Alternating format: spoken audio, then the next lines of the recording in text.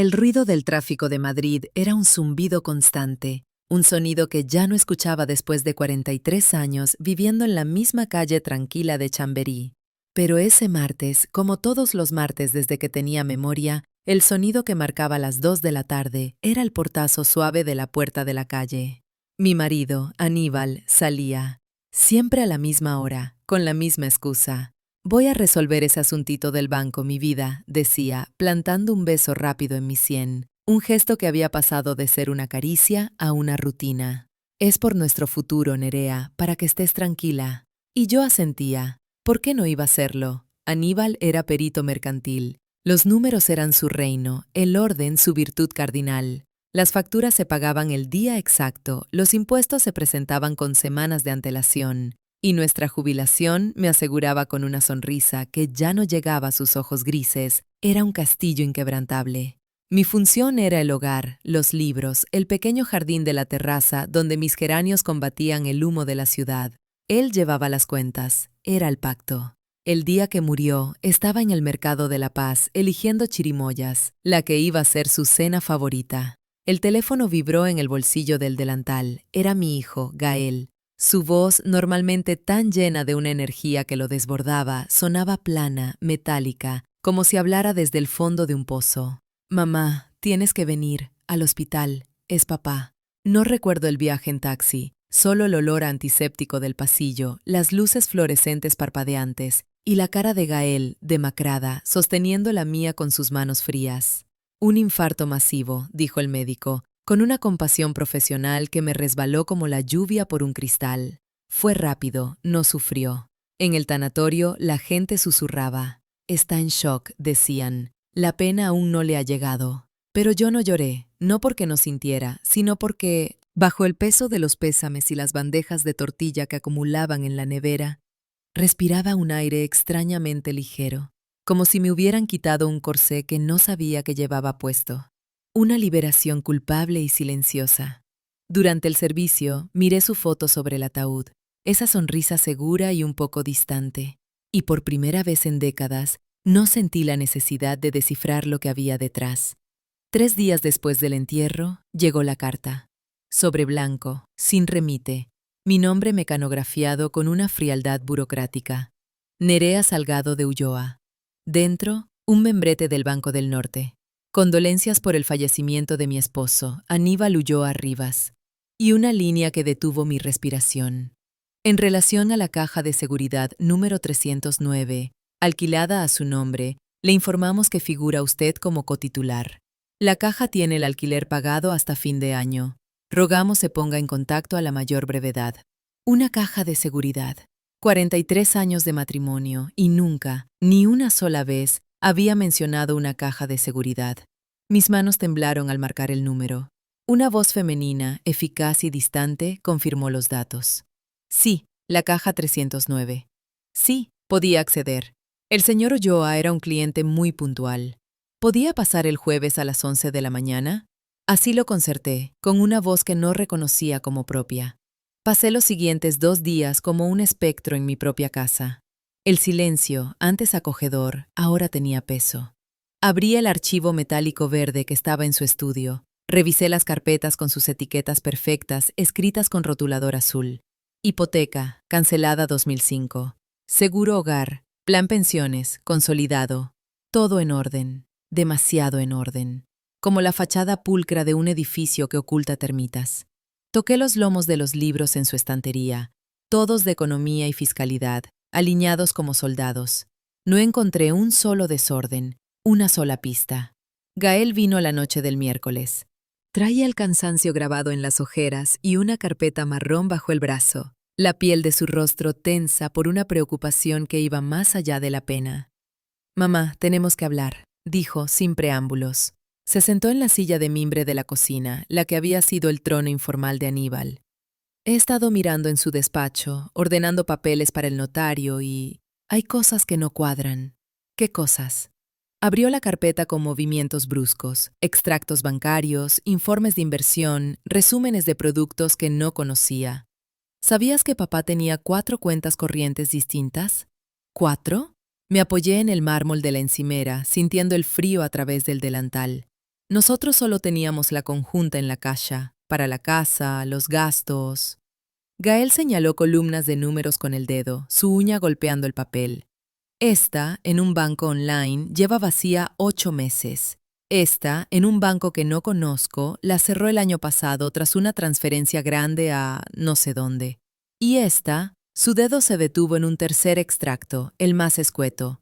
Tiene un saldo de 87,12 euros. El suelo de baldosas hidráulicas, esas que elegí con tanto cuidado cuando nos mudamos, pareció inclinarse. No es posible, musité, más para mí que para él. Nuestro plan de pensiones, el que contratamos con la gestoría, solo ese debería tener más de 300.000 euros. Él me enseñó los estados hace un par de años, todo iba bien. La mirada de Gael fue más elocuente que sus palabras. Era una mezcla de pena y de ira contenida.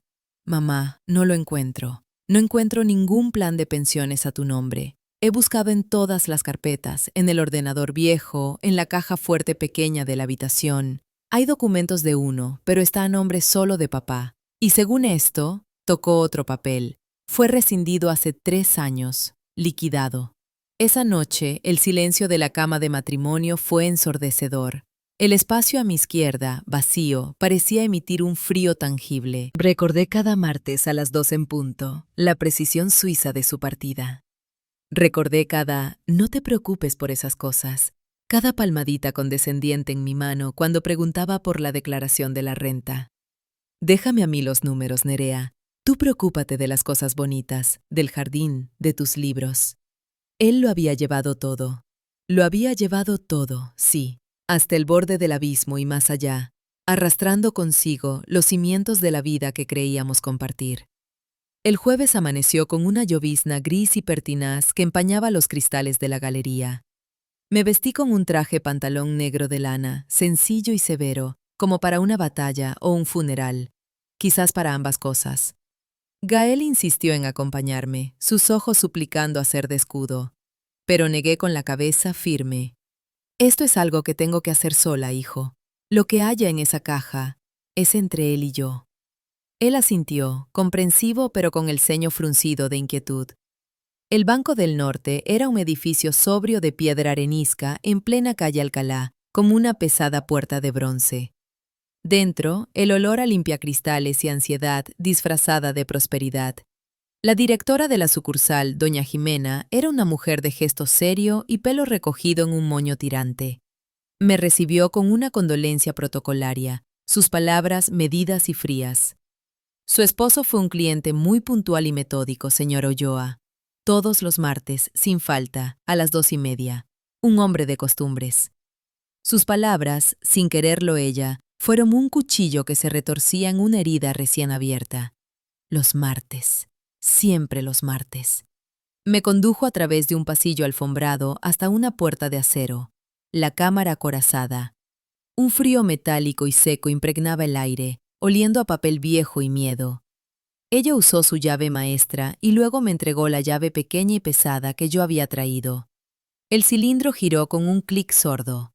La caja 309 se deslizó hacia afuera. «Disponga de toda la intimidad que necesite», dijo doña Jimena, señalando un cubículo contiguo, pequeño y con una mesa de formica.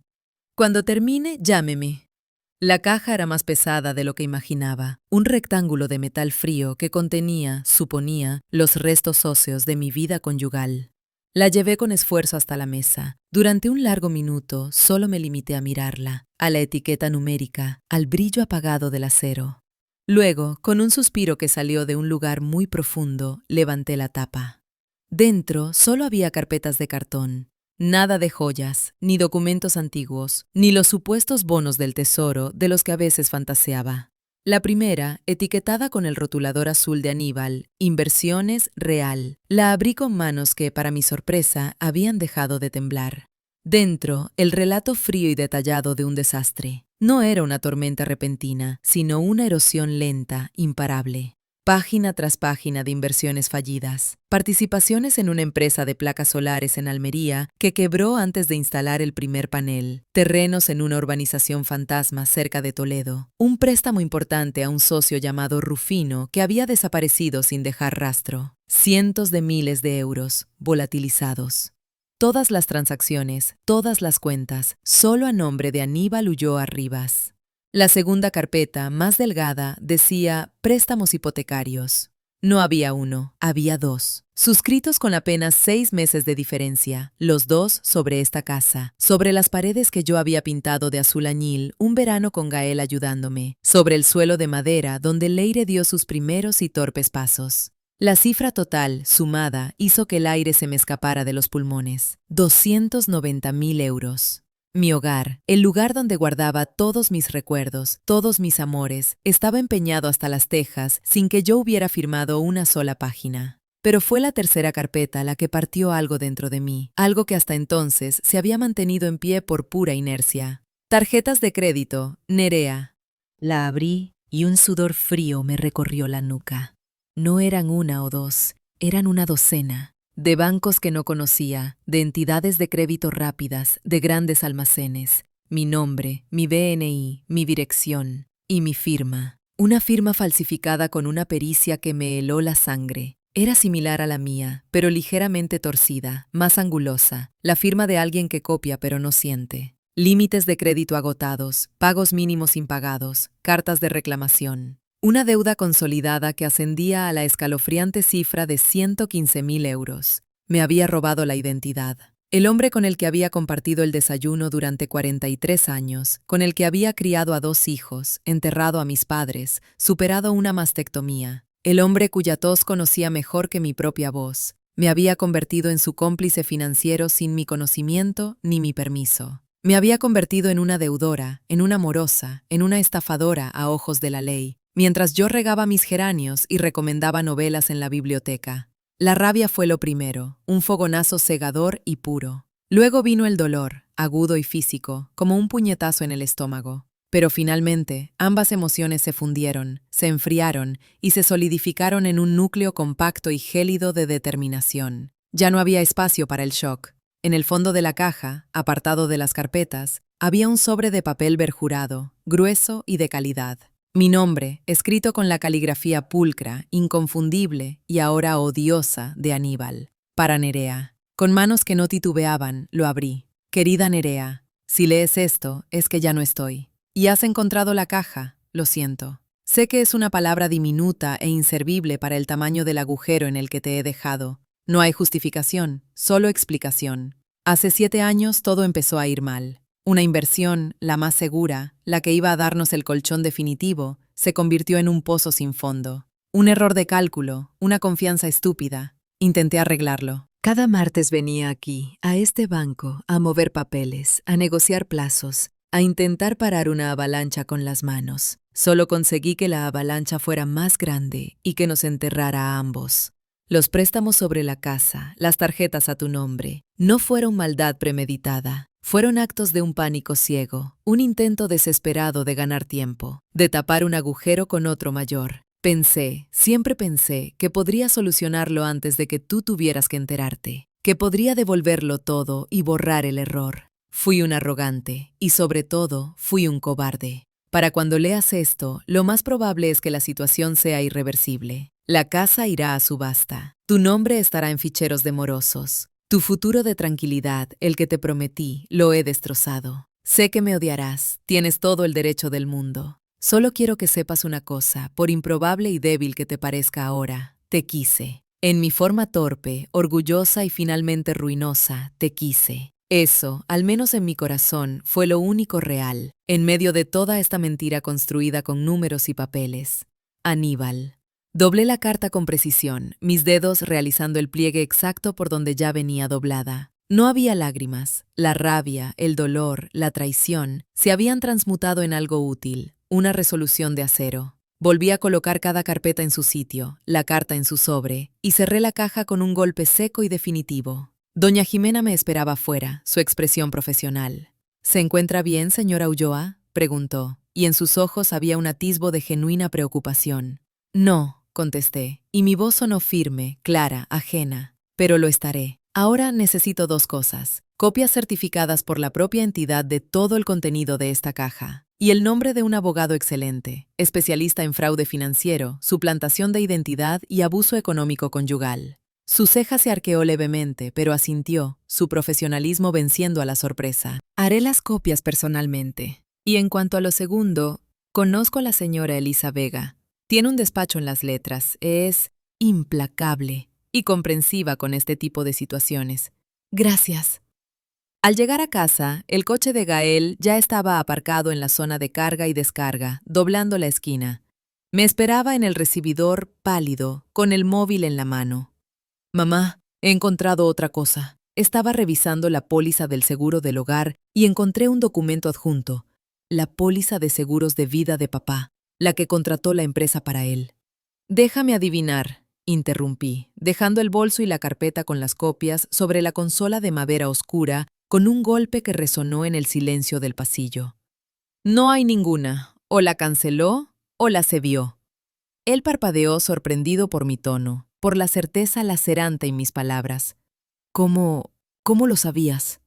Porque tu padre se pasó los últimos 7 años destrozando metódicamente, ladrillo a ladrillo, todo lo que construimos juntos. Pasé a su lado hacia la cocina, la habitación donde siempre se habían decidido las cosas importantes.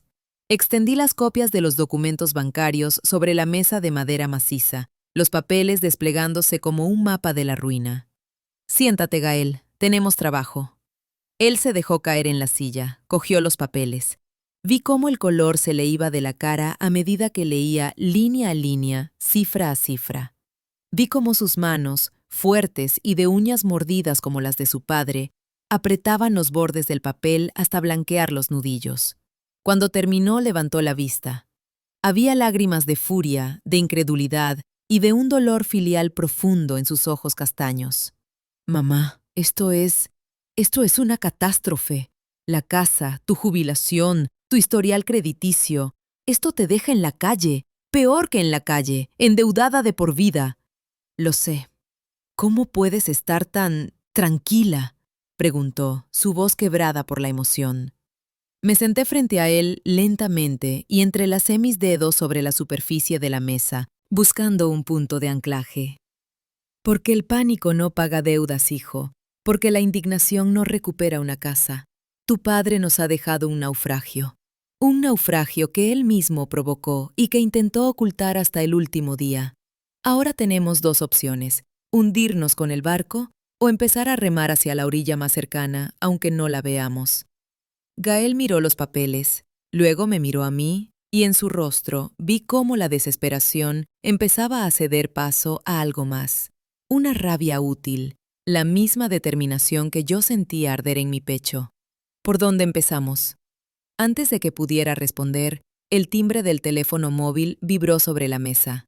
Era Leire, mi hija, la que había heredado el carácter fuerte y la terquedad silenciosa de Aníbal, la que, desde el anuncio de la muerte, apenas había podido mirarme a los ojos, anclada en su propio dolor, más hondo quizás por ser la menor, la niña de papá. Contuve la respiración y deslicé el dedo por la pantalla. Mamá. Su voz era un hilo tenso, cargado de una emoción que no podía identificar. No era dolor, era otra cosa. Acabo de colgar con el banco, con el nuestro, el de la cuenta conjunta. He intentado hacer una transferencia para el pago del colegio de Martina y la cuenta está bloqueada. ¡Bloqueada, mamá! Y el gestor, un tal señor Bermúdez, ha sido muy elusivo. Me ha dicho que tengo que hablar contigo, que hay irregularidades. ¿Qué está pasando? ¿Qué has hecho? La voz de Leire al teléfono era un látigo cargado de acusación y confusión. ¿Qué has hecho? La pregunta, lanzada así, sin contexto, me dejó sin aliento por un instante. No era el dolor lo que había en su tono, era sospecha. Sospecha dirigida hacia mí. No he hecho nada, Leire, respondí, manteniendo la calma con un esfuerzo que me costó sudor frío. Gael me observaba, alerta. La cuenta está bloqueada, probablemente por lo mismo que voy a tener que explicarte. Tu padre... No empieces con eso otra vez.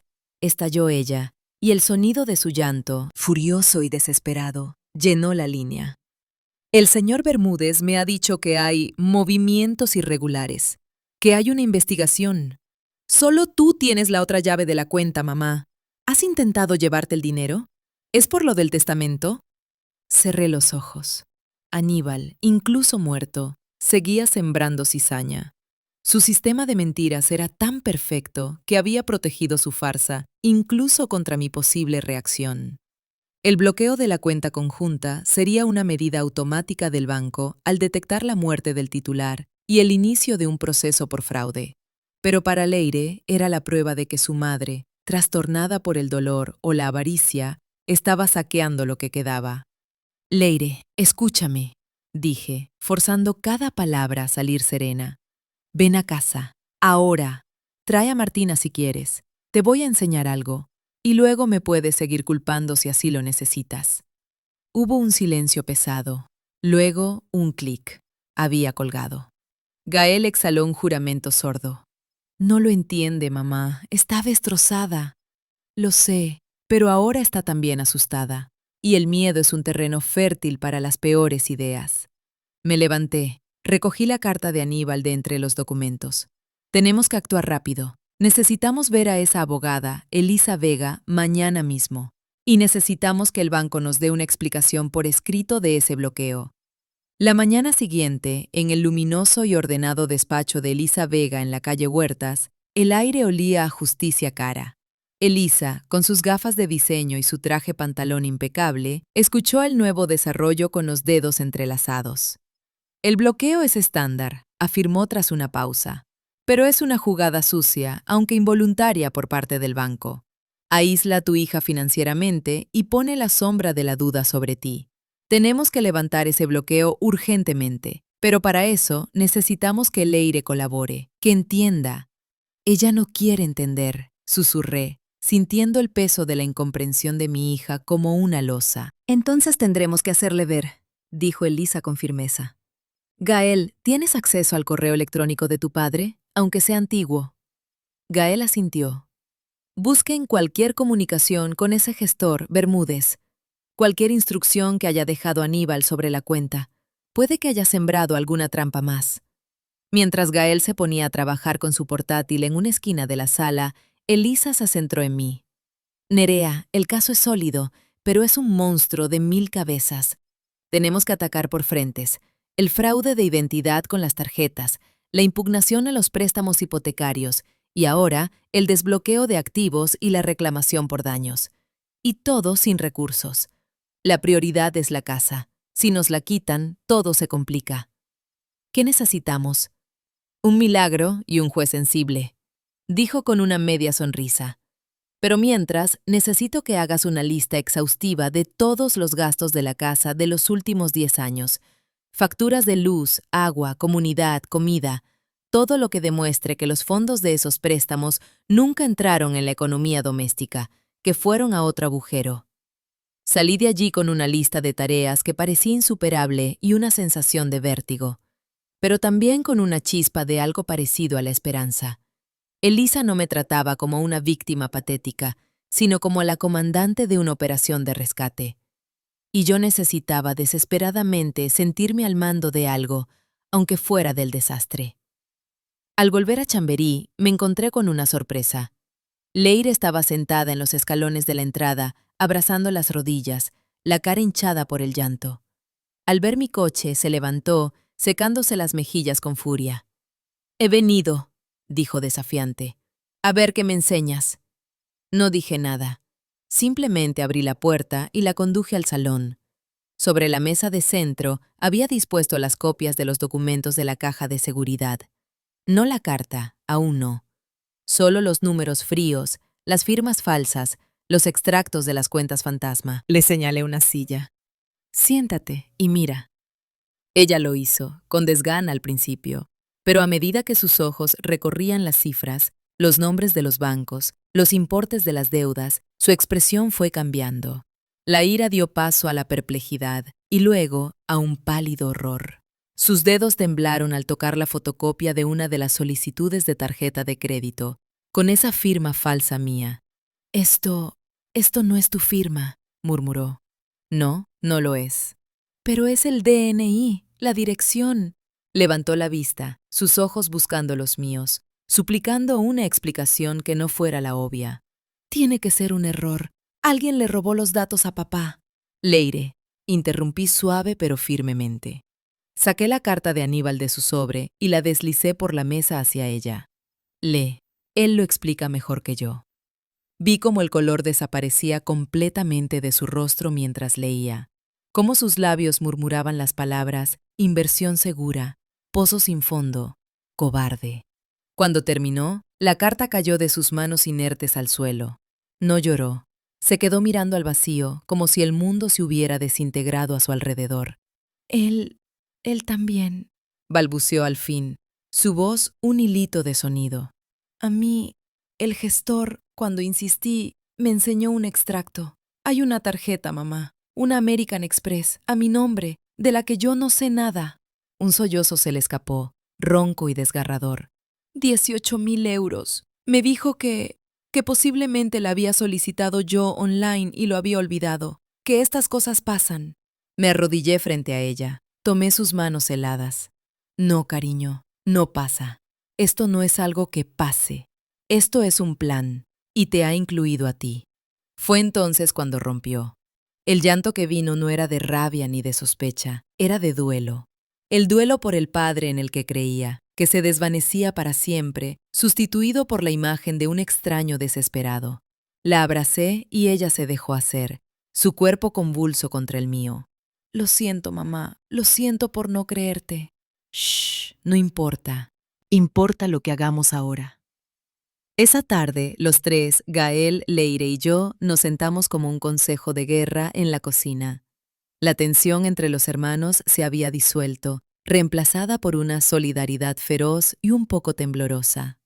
Leire llamó al banco, con Elisa Vega en conferencia, y autorizó la liberación de toda la información de sus cuentas a la abogada. Era el primer paso. Los días se convirtieron en una montaña rusa de emociones y trámites. Elisa presentó una demanda urgente para la suspensión cautelar de la ejecución hipotecaria. El banco opuso resistencia, pero el juez, tras una vista preliminar, concedió una prórroga de 3 meses. Un respiro, pequeño, pero aire al fin. Mientras, yo tenía que enfrentar una realidad práctica. No había dinero. El bloqueo de la cuenta conjunta se levantó, pero el saldo era irrisorio. Los honorarios de Elisa, aunque ajustados, eran una losa, y las facturas de la casa seguían llegando. Fue entonces cuando recordé el cartel de la librería, el rincón de las letras vivas. Con un nudo en la garganta me presenté allí una tarde. Soraya, la dueña, me recibió con la misma mirada escrutadora, y cuando le solté mi verdad, sin adornos, su respuesta fue un salvavidas. La hipocresía es el peor veneno, Nerea. Aquí no sobra el dinero, pero sí el trabajo. 3 tardes, 20 horas. Puedo pagarte lo justo para el transporte y que te sobre para un café con leche. ¿Te sirve? Era más de lo que esperaba. Me sirve, dije, y sentí que por primera vez en meses sonreía con autenticidad. La librería se convirtió en mi refugio. Entre el olor a papel y el silencio soleado de las tardes de martes y jueves, encontré una paz activa. Recomendar un libro a un estudiante perdido, ordenar la sección de poesía, escuchar las historias veladas de Soraya sobre su pasado, todo ello me anclaba a un mundo donde yo era capaz, donde mi criterio valía. Una tarde, una mujer menuda, de unos 50 años, rondaba la sección de autoayuda con aire abatido. ¿Busca algo en concreto?, pregunté. Ella dudó. Algo sobre cómo llevar las cuentas en pareja, o cómo saber si las cosas no cuadran. No le recomendé un libro. Le dije, siéntese, la primera taza de té es cortesía de la casa. Y le conté, en términos generales, mi historia. Le hablé de los martes a las 2, de la caja de seguridad, del frío del acero. Sus ojos se llenaron de lágrimas de reconocimiento. Mi marido controla todo, confesó. Dice que yo soy un desastre con los números, y quizás lo sea, pero tengo miedo de preguntar, miedo de lo que pueda encontrar. El miedo es natural, le dije, pero el no saber es peor. Empiece por pedir ver la declaración de la renta, es su derecho. Cuando se fue, con un libro bajo el brazo y una chispa nueva en la mirada, Soraya me observó desde detrás del mostrador. «Tienes un don», dijo. «No das consejos, das permiso». Esa palabra, permiso, resonó en mí. Durante 43 años, había esperado el permiso de Aníbal para involucrarme en mi propia vida económica. Ahora, sin quererlo, lo estaba dando a otras. El frente legal avanzaba lento pero constante. El perito calígrafo confirmó por escrito la falsedad de todas las firmas. 2 entidades crediticias, ante la evidencia, anularon las deudas de las tarjetas a mi nombre. Cada pequeña victoria era un ladrillo en un nuevo cimiento. Pero una noche, Gael llegó a casa con la cara desencajada. Había estado buceando en el viejo ordenador portátil de su padre, un aparato que creíamos inservible, pero al que había conseguido extraer los archivos. «Mamá», dijo, su voz grave, «he encontrado cosas, no solo sobre los negocios fallidos». Encendió el portátil en la mesa de la cocina. Mostró una serie de transferencias bancarias, pequeñas pero regulares, realizadas los últimos 5 años. No iban a cuentas de empresas, iban a una cuenta personal, a nombre de una mujer. Celia Montes, leyó Gael. 150 euros todos los meses, como un reloj. El aire se espesó. Leire, que estaba preparando café, dejó la cuchara sobre el mármol con un tintineo. «¿Una mensualidad?», preguntó, su voz apenas un suspiro. «Hay más», continuó Gael, pasando a otra carpeta. Era un archivo de fotografías escaneadas, recibos de un colegio privado en Las Rosas, facturas de un odontólogo infantil, y una foto, pequeña y pixelada, pero clara. Aníbal, unos años más joven, sonriendo con los brazos alrededor de los hombros de una niña rubia de unos 7 u 8 años. Detrás de ellos, una mujer de pelo oscuro, la misma a la que iban las transferencias. Celia. La habitación giró. No era solo deuda, no era solo fraude, había una vida paralela, un secreto que hacía que todas las deudas, todas las mentiras, tomaran una dimensión aún más profunda y venenosa. «Tiene otra familia», dijo Leire, con una voz que no era suya. Era la voz de una niña cuyo mundo se hacía añicos por segunda vez. Miré la foto en la pantalla, la sonrisa despreocupada de Aníbal, una sonrisa que en casa llevaba años apagada. Sentí cómo la rabia fría que me había sostenido se teñía de un dolor nuevo, más hondo y humillante. No solo era su cómplice financiera involuntaria, había sido la tapadera, el sustento inconsciente, la esposa decorativa que permitía que él mantuviera su doble vida en orden. Gael cerró el portátil con un golpe seco. «Tenemos que decírselo a Elisa. Esto cambia todo. No es solo abuso económico, es la prueba de que su prioridad nunca fuimos nosotros», terminé yo, levantándome. Me acerqué a la ventana, mirando la calle oscura. «Mete todo en una memoria. Mañana vamos a ver a Elisa». Me volví hacia mis hijos, vi el dolor y la furia reflejados en sus caras. «Y esto», dije señalando el portátil, «no se lo contamos a nadie más. Por ahora, esto es nuestro secreto, nuestra nueva caja de seguridad». Leire asintió, tragando con dificultad. Gael apretó los puños. La traición ya no era un concepto abstracto hecho de números y papeles. Tenía cara de niña rubia y facturas de dentista. Y en el silencio cargado de la cocina, una pregunta aún más aterradora comenzó a tomar forma. Si había mantenido oculta una hija durante años, ¿qué otras sombras, qué otras deudas emocionales o económicas podrían estar aún al acecho, esperando el momento de salir a la luz para terminar de arruinar lo poco que nos quedaba? La revelación de la foto, de la niña rubia y las facturas del colegio privado cayó sobre nosotros como una losa de plomo. Durante 3 días, la casa de Chamberí fue un mausoleo de silencios elocuentes y miradas que se esquivaban. El dolor por la traída económica, brutal como era, tenía una cierta lógica abstracta. Esto, en cambio, era íntimo, visceral. Era una puñalada en el núcleo mismo de lo que creíamos una familia. Elisa Vega, en su despacho, examinó la memoria USB con la frialdad de un cirujano. «Esto», dijo al fin, levantando la vista de la pantalla, «es a la vez un problema y una oportunidad. Celia Montes y la niña, según estos recibos, se llamaba Lucía. Son pruebas de un desvío de recursos, de un engaño continuado que refuerza la narrativa del fraude. El juez verá que Aníbal no solo ocultaba deudas, sino que mantenía una doble vida financiada, en parte, con el dinero que robaba aquí. Hizo una pausa, sus ojos fijos en mí. Pero también son personas, una madre y una hija, que muy probablemente no tienen idea de la procedencia fraudulenta de ese dinero, y que ahora se quedarán sin él. La compasión en su voz era profesional, pero real. ¿Qué quiere que hagamos?, pregunté, mi voz apenas un suspiro. Nada, por ahora. Guardamos esto. Es nuestra carta bajo la manga si el banco se pone muy agresivo en el juicio por la hipoteca. Pero, Nerea, tienes que decidir si, después de todo esto, quieres abrir otro frente. Si quieres intentar reclamar algo de ese dinero. La ley podría estar de tu lado, pero sería una guerra sucia, larga y dolorosa para todos, incluida esa niña. Miré la foto pixelada en la pantalla. La niña, Lucía, sonreía con una confianza absoluta. Yo había perdido a mi marido. Ella, sin saberlo, también. No, dije con firmeza. No voy a por ellas.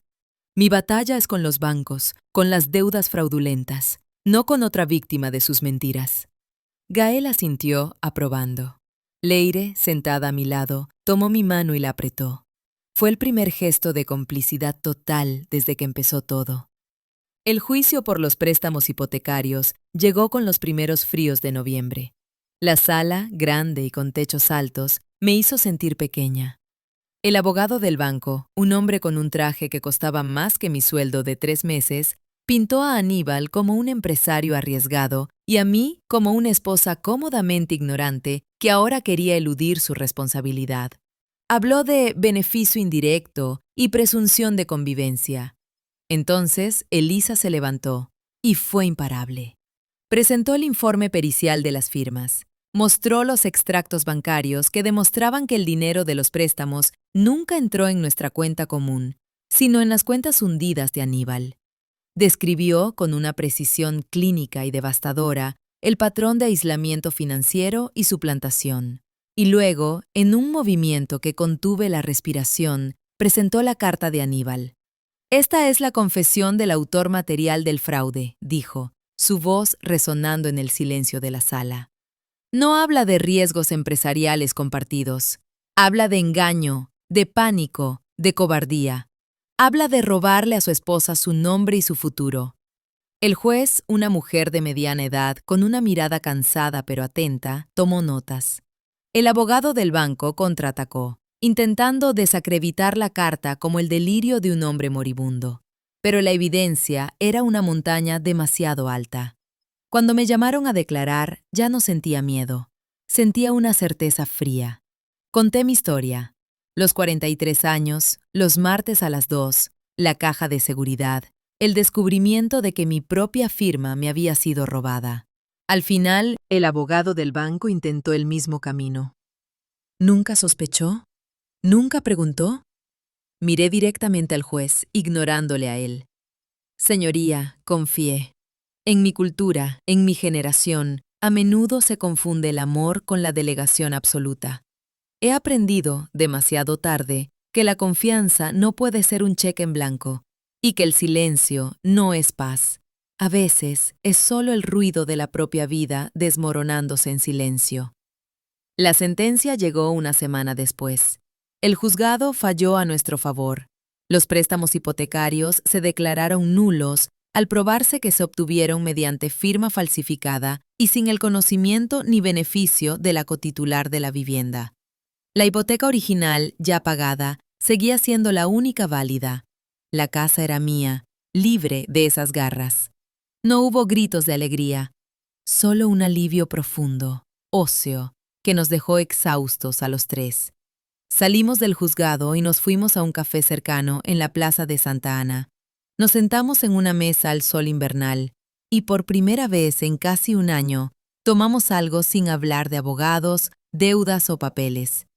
¿Y ahora qué, mamá?, preguntó Leire, removiendo su cortado. Ahora, dije, mirando la plaza, vivimos y reconstruimos. La reconstrucción tuvo muchos frentes. Con la casa a salvo pude respirar. El trabajo en la librería de Soraya no solo era un ingreso, sino una terapia. Y el grupo de apoyo que casi sin querer había empezado a formarse entre las estanterías, tomó vida propia. No lo llamábamos así. Era solo el café de los jueves en la trastienda. Éramos 7 mujeres al principio, luego 12, luego más. Compartíamos recursos, números de abogados como Elisa, trucos para limpiar informes de crédito.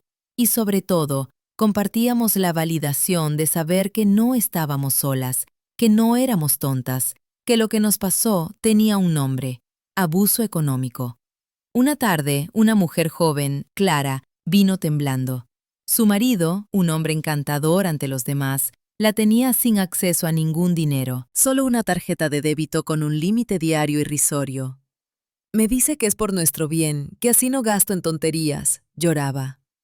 Leire, que a veces se unía a estos cafés, fue la que habló. Mi padre me decía lo mismo, y mientras se compraba otra vida. Le dio el número de Lisa. Al mes siguiente, Clara volvió con luz en los ojos. Había abierto una cuenta secreta y estaba recopilando documentación. Ver a Leire transformar su dolor en un apoyo así para otras fue mi mayor victoria. Ella y Gael se volcaron en ayudarme a ordenar el verdadero desastre, mi crédito. Fue un trabajo de chinos, disputa a disputa, carta a carta. Lentamente, el horizonte empezó a despejarse. Un día, casi un año y medio después de la muerte de Aníbal, recibí una carta oficial del Banco del Norte. No era una reclamación, era una oferta. A raíz del fallo judicial y para evitar litigios prolongados, se ofrecían a negociar la compensación por los daños morales y perjuicios derivados de la suplantación de identidad en las tarjetas de crédito. Era una cifra modesta, pero significativa. Era un reconocimiento, una rendición. Elisa me aconsejó que aceptáramos. Es más de lo que esperaba y te ahorra otro año de peleas. Tómalo como una reparación simbólica y como combustible para lo tuyo. Lo mío ya tenía nombre. Con el dinero de la compensación y unos ahorros minúsculos que empecé a reunir, junto con Soraya, convertimos el café de los jueves en algo más formal. Creamos una pequeña asociación, La Llave Propia, con un espacio fijo en la trastienda de la librería. Ofrecíamos asesoramiento legal básico, talleres de educación financiera para mujeres y ese grupo de apoyo que ya era una red vital. Yo no daba consejos legales, claro.